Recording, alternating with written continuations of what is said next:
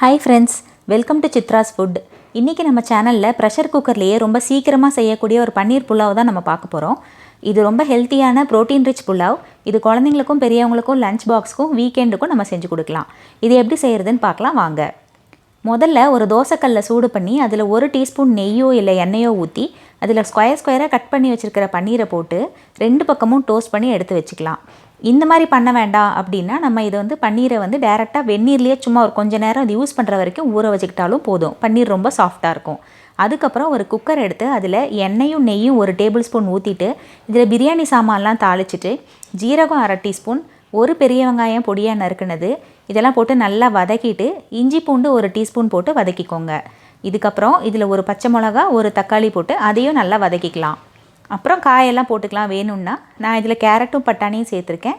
புலாவுக்கு தேவையான அளவு உப்பு, 1/2 டீஸ்பூன்லேருந்து 1 டீஸ்பூன் வரைக்கும் கரம் மசாலா தூள் இல்லைனா பிரியாணி மசாலா தூள் போட்டு ஒரு பெரட்டி விட்டுக்கலாம். அதுக்கப்புறம் நான் ஏற்கனவே பாஸ்மதி அரிசி எடுத்து தண்ணியில் கழுவி 1க்கு 1.5 பங்கு தண்ணி ஊற்றி ஊற வச்சுருக்கேன் 1/2 மணி நேரம். அதையும் இதில் சேர்த்துக்கலாம்.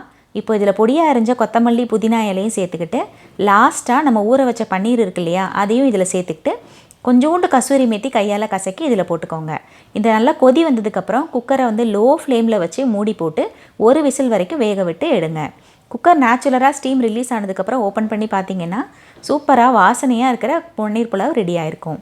இதை நம்ம மேலால் அப்படியே எடுத்தோன்னா அரிசி நல்லா உடையாமல் வரும். அவ்வளோதாங்க, பன்னீர் புலாவ் சூப்பராக ரெடி ஆகிடுச்சு.